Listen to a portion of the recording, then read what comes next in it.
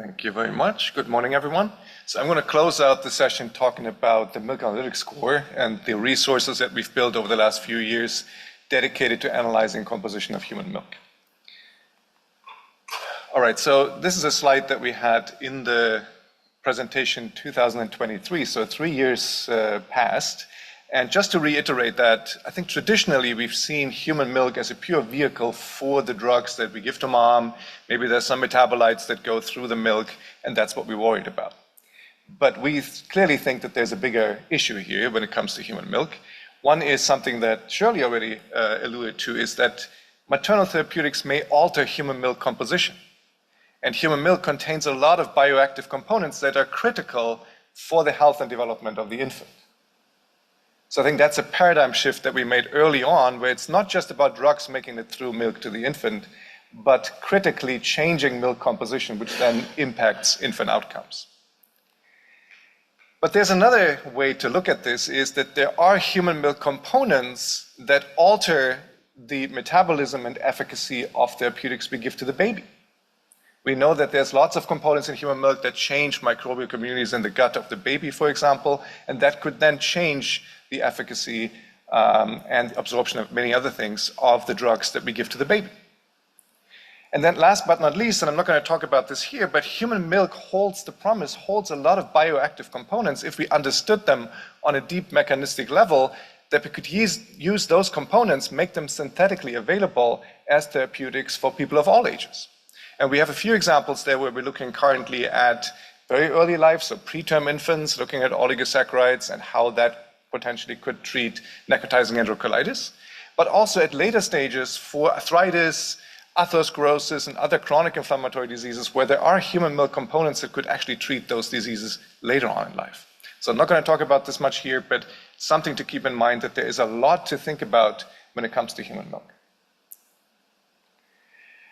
All right, so 2023, I gave this update here about the milk analytics core and why we actually needed to have a dedicated core to analyze components in human milk. It's because human milk is dynamic, complex, unique. It contains things that are not in any other tissues, and we need specific collection protocols and analytical tool to really characterize human milk.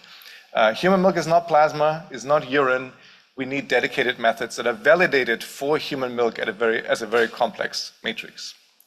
So we said in 2023, we had assays for macronutrients, for oligosaccharides, and then for some bioactive proteins and peptides that we specifically targeted. We also looked at the human milk microbiome together with Rob Knight, and we said we are going to expand this portfolio of the milk analytics core in the next few years. And that's what we did. So the milk analytics core now is what we call the one-stop analytical platform for deep molecular phenotyping of human milk and related samples. Related samples means it could also be plasma, urine, and all the other things you can think of. It could be infant formula, it could be ingredients, it could be many other things related to human milk. So again, very important, you need specialized analytics, or at least validate existing analytics for the complex biological matrix that human milk is. What we set out to do is to measure beneficial components in human milk, but also things that we don't want to have in human milk, so the xenobiotics. And that, of course, is medications, metabolites of those medications, but also something like microplastics. And then very important is we wanted one pipeline, one research pipeline that creates all this data. Currently, or previously, what we did is you would have a cohort and you know there is a specialist that does human milk lipids, so you send your aliquot over there, you need a special contract for that. Then you have someone who does proteomics, so you send that to another lab, different contract, so you do that. And here we built something where you have one sample that you send to one facility with one contract, streamlined contract, and you get endless amount of data back. That was the goal. So we launched this Milk Analytics Core officially at our Human Milk Institute Symposium in March, and you can go to the website. I'll guide you through the website in the next few slides here. And the way that looks like is we have the different categories of molecular classes here on the website. You can also go to this platform overview, and that leads you to this menu over here, So you see there is carbohydrates, lactose and human milk oligosaccharides, different proteins, untargeted metabolomics through Peter Dorstein and Shirley Sonoda. We do Xenobiotics, and we do a whole Lipidomics platform. We look at micronutrients, and we're keeping to extend this platform. So going through individual components here for lipids, for example. So if you open this tab here, go to the milk analytics score, you go to lipids, you get this page. And it shows you how we are leveraging the resources of our own lipidomics score at the university, who is really top-notch in the country, I would say. That's at Dennis's group. And then you can open the different drawers here, and you get a description of what is being done in these different menu items. So for example, we measure fatty acids, free fatty acids, total fatty acid derivatives, bioactive fatty acids over here. We do phospholipids, and you see the required volume here, 10 microliters. That's an overestimation. You can actually do this with 1 or 2 microliters. That's how rich human milk is in lipids. And then that continues. So you have your glycerolipids, sphingolipids, cholesterol esters, and then you have a complex lipid panel. We ran this recently, and you get about 1,300 different lipid species out of this analysis. 1 drop, 5 microliter, 1,300 different molecules analyzed. So it's extremely powerful. The same we do for proteins. And here we measure total protein, we have targeted proteins, and then proteomics, where we teamed up with our proteomics score. So you open those drawers, and you see, well, we use BCA assay for total protein, but then we use a multiplex ELISA platform here, the MSD platform, to look at human lactoferrin, osteopontin, adiponectin, calprotectin, different immunoglobulins, and then a cytokine panel here where you get with 1 drop, you get 29 different cytokines measured, and these are absolute concentrations. So if you have limited sample and you want a lot of data, that's the way to go. In addition to targeted proteins, we also have untargeted proteomics. So again, we're working with our proteomics facility.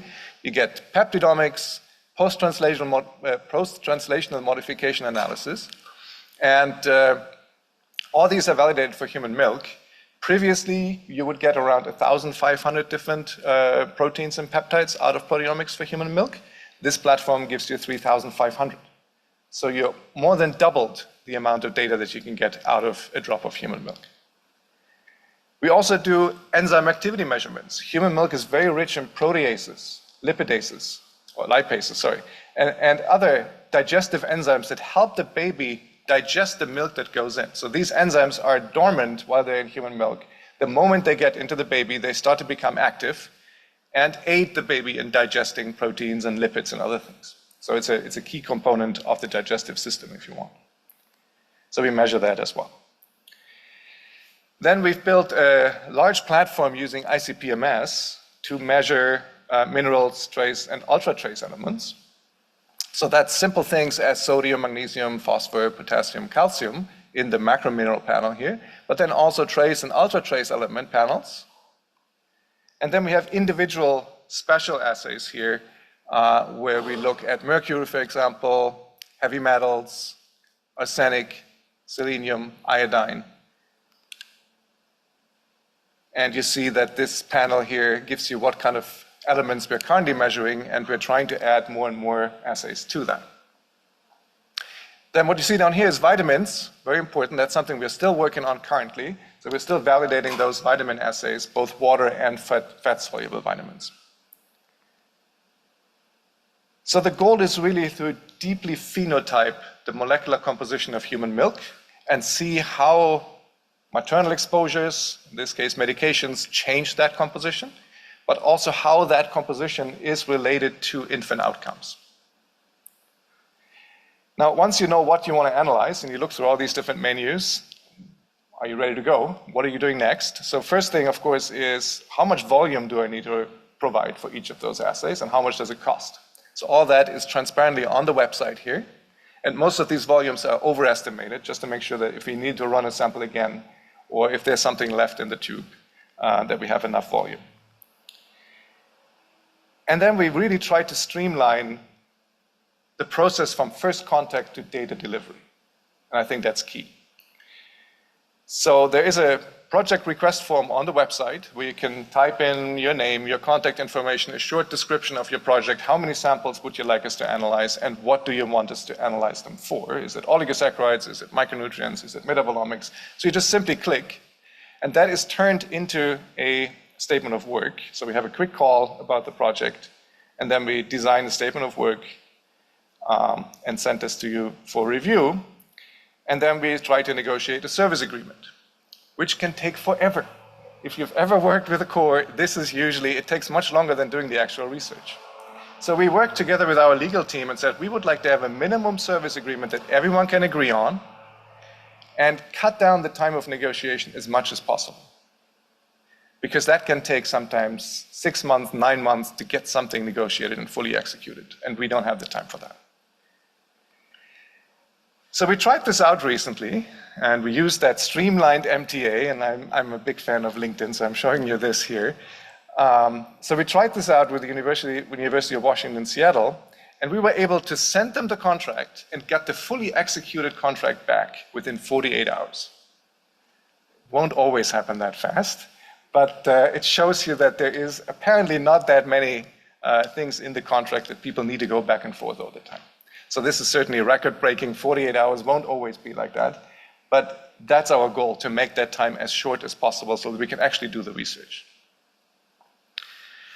Okay, so after that, you send us a sample, we aliquote it, we coordinate with all the different parts of the core to see who needs to get what sample aliquote first, and then we'll send you the data. Very simple. What else do we do? We provide collection protocols. Data that you generate in the lab is only as good as the sample that you collect. So it's very important to have appropriate collection protocols for the different needs that you have in your cohort. We provide, of course, letter of supports and recommendation letters and stuff like that. We provide you with a list of sample requirements, and we're very, very keen on open data sharing. There is a way to opt out of that, but we really want you to be in this. And the idea there is that you provide us 3 different data points with every sample. One is, where was the sample collected? So rough geography. Was the baby delivered term or preterm? Because milk is very different from term and preterm infants. And then, what are the days postpartum? Is this a sample from 1 week postpartum, or is this 12-month postpartum? Very, very important. And then that data, we're not getting any identifying information, so we don't want to have any of that. We want only de-identified information.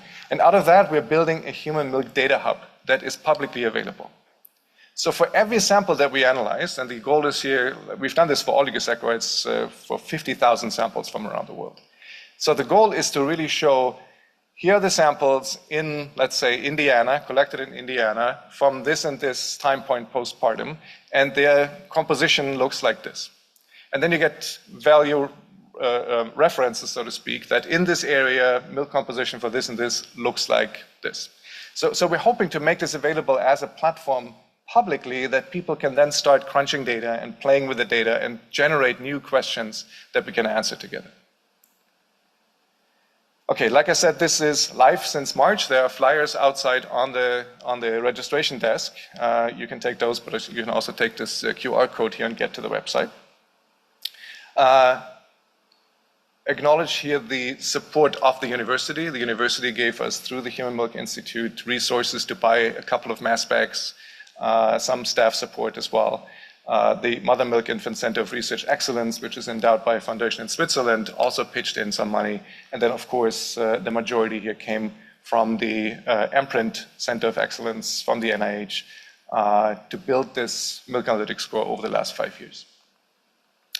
Okay, I'm closing with this. As an article that was published in The Economist that talks about breast milk's benefits are not limited to babies.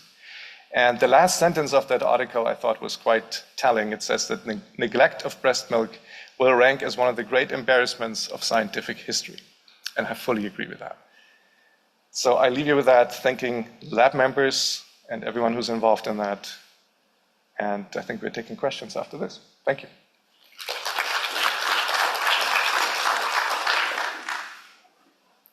Are we coming up? Or?